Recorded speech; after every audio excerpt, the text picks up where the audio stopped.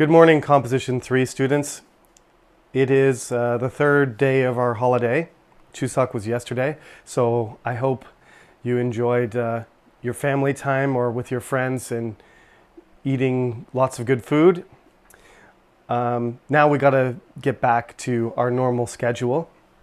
As I said, this is officially a holiday, but right now we are going to just keep going through our schedule to make sure that every class is sort of in sync.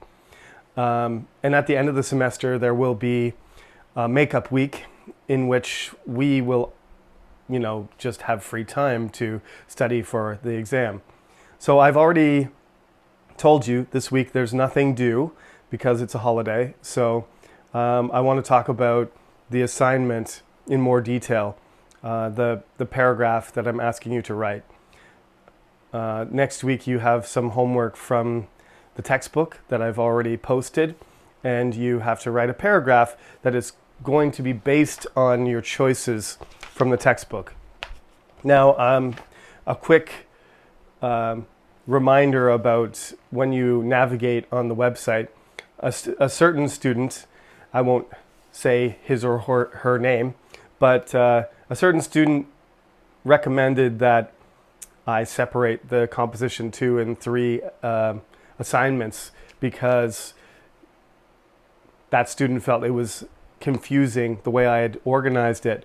And I had to agree with that opinion. So when you go to the website, all the Composition 2 stuff is on top and our Composition 3 is second. So you just have to scroll down the website and everything is done week by week. And Composition 2 and Composition 3 are separate. I probably should have done that myself from the beginning, but not being a professional website designer, but having a website has its drawbacks sometimes. Every professor is doing their online material a little different. I'm sure the way that I am doing it, just like my regular classes, is quite different than the Korean professors. There's one other foreign professor in our department, Bernard, and I don't doubt that his class is probably somewhat unique in the way that he approaches it.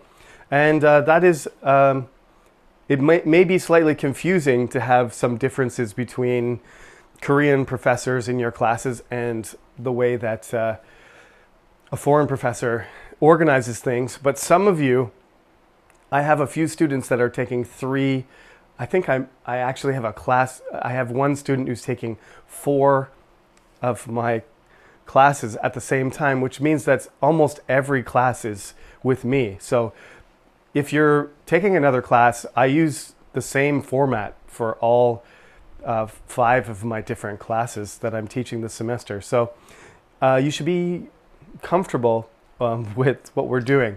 So as I've told students repeatedly, we have a textbook. That's the primary, source of information and studying for this class. And there's the website and there's the video lecture. And those 3 things, you should be checking all 3 of them in order to get all the information that you need to do well in the class. So let me remind you what I said last week. The topic sentences that you created on page 15 for your homework, or will create if you haven't done your homework yet, you're supposed to take those finished topic sentences and use them to make a paragraph. Okay, so we are on chapter 3, and part of the homework was to find the support in the paragraph on page 17. Okay, so we're going to continue through this section, but I'm going to stop. I'm only going to do 1 page from the textbook today, and it's not homework. I'm just going to talk about the fact that the textbook has decided to focus this chapter on how you support your argument. So when you create your topic sentence, as I said, be as specific as possible. Answer the questions where, what, when, why, and how. And if you do that, then you're going to have a very specific topic sentence, which you can use to build your argument, build your support on that argument. So this is just a very simple diagram of what basically is being talked about this chapter. And the approach that you have to take when you write your paragraph for homework and when you write the essay at the end of the term, I want everybody to be on the same page, literally following the same formula. So you take your topic sentence, which contains the main argument, the main idea that controls the topic that you've chosen, and you take that argument and you connect it to the sentences that follow. And the sentences that follow in that paragraph should all be logically connected to the main argument. So you're going to use a combination probably of details, explanation, and example. But in the textbook, they sort of distill the different types and show you a paragraph that's just using one strategy. You don't have to do that. You can use all three. You can use one of the means of support, or you can use all three. It's up to you. It just has to be logical and it needs to be coherent. So there needs to be some kind of organization scheme, between each point, and each point has to be related to your main argument, which is to be found in your topic sentence. And later, as I said, for your essay, it'll be called a thesis statement. So let me emphasize that these paragraphs have a certain teaching point, and the paragraph is designed to show you something. It doesn't mean that this is a perfect paragraph. In fact, I told you already, none of these paragraphs are perfect. And to be honest, there's really no such thing as a perfect paragraph. But these ones have some clear problems with them. But they're there to demonstrate a certain point. So, as I said last week, the paragraph about the Atlas Health Center in the textbook, it's really concerned with showing you what details can do to advance your argument. It basically just is a list of things, of features that the fitness center offers, and that's it. It's not a good paragraph. It's just an advertisement. It could be a poster, or it could be a brochure, or a magazine, or it could be on some sort of card, or it could be on the internet. And it's just leaving the information there for you to decide. It's not very persuasive in that sense. Similarly, these following two paragraphs that I'm going to read to you now, and that are on page 18 in the textbook, they do the same thing. They focus on one type of support, and they just demonstrate that, and then that's the end of the paragraph. It's not really a very effective paragraph if you look at it from an objective point of view. It just does one thing. So here's an explanation example.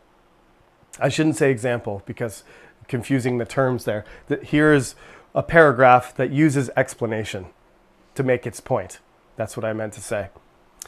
A stitch in time saves 9. My mother, who likes to sew, used this simple saying to teach me the value of working on problems when they are still small. Originally, the saying referred to sewing. If you have a small hole in a shirt, you can repair it with 1 stitch. But if you wait, the hole will get larger and it will take you 9 stitches. This simple sentence reminds me to take care of small problems before they become big problems. Very, very short paragraph. And in terms of what it's saying and how well it's connected, it's perfect in that sense. But it's certainly a very short paragraph, too short for our purposes. I have already said to some students, basically I'm looking for 1 page or around 250 words. Okay, this would basically be a double-spaced 1-page paragraph. Don't be too concerned if you're just hit 1 page or 250 words. It doesn't matter. You don't have to fit both. If you write 1 page and it's 305 words, that's not going to affect your grade. I'm not looking for these super strict guidelines to be enforced, and if anybody deviates from them, they're just going to fail the class. So I know some students have are really concerned about following the rules, which is fine. But I'm really mostly concerned with people that write a paragraph that's that short. Don't write 100 words, or don't write 5 sentences and stop and think that that's enough. Because basically, I think that's not enough space for me to judge how well you've thought through the argument. And normally, there's not enough support in that number of sentences. If you have a 5-sentence paragraph, you've got a topic sentence and 3 supporting sentences and then a concluding sentence. That's all. And normally for most people who are training, as we are, to improve our writing, that's really tough and takes a lot of time. Surprisingly, less is not more in this case. Okay? So, there's a short question there. What is the writer trying to explain? It's a proverb. It's an idiom. It's an idiomatic expression. So basically there's a short explanation about what the meaning of the idiom is, and then the paragraph is over. The purpose is completed, so that's the end of the paragraph. So that's an explanation. It gives reasons for things. Why do we say? Why is it? Basically they're just saying describing the metaphorical connection between sewing something when the problem is small, and comparing that approach to anything else in your life. Okay, I love that saying. By the way, it is true. I've discovered this actually since I moved to Korea. I've owned a car, and please, if you buy a car, this is a very applicable expression. I should have known this. My grandfather was a mechanic, but basically, if your car is making a noise, something's wrong with it. Doesn't feel right. You should take it to the mechanic and get it checked, because your car will keep running for a few more weeks or a few more days, whatever the case may be. But by the time you get the problem looked at, you might be spending, instead of spending Shiman won to fix a small problem, other things start breaking in the car, and by the time your car needs to be taken to the mechanic because you've ignored the problem, it's going to cost you 10 times more. So it's very applicable to car maintenance. I think that's a good piece of advice. Has nothing to do with this class, but that is where this saying comes from. Is that if you deal with something quickly, then it's not going to snowball into something much larger. Okay, let's move on to the example paragraph. As it says here, an example is a specific person, place, or thing or event that supports an idea. I wrote anecdote here because that's frequently what you do. You talk about a specific story that's related to a person, place, thing, or event, which directly supports your argument. So this technique is used in speeches a lot. It tends to be more personal, so you have to be careful that it's just not your case. You can't always broadly apply something that happened to you to everyone. So you have to choose your examples carefully, and if it's oriented around an event that's you stick to what actually happened rather than what you think about what happened and the reasons why that thing happened, then the example is more concrete and tends to be more useful because people can't argue, they can't dispute facts. So if you tell a story and it's oriented around specific times, dates, numbers, and things like that, the way that details and facts are used for support, then your example is a little bit better. It will be more effective in supporting your argument. So here is the example paragraph. Even when two people get off on the wrong foot, they can become good friends. When I was a university student, I lived in the dormitory for the first year with a roommate. I arrived a few days before he did. When he first came, he woke me up at 3 o'clock in the morning, making a lot of noise. He was cooking dinner. When I got up in the morning to make myself breakfast, I found his dirty dishes left on the counters and in the sink. I was very annoyed.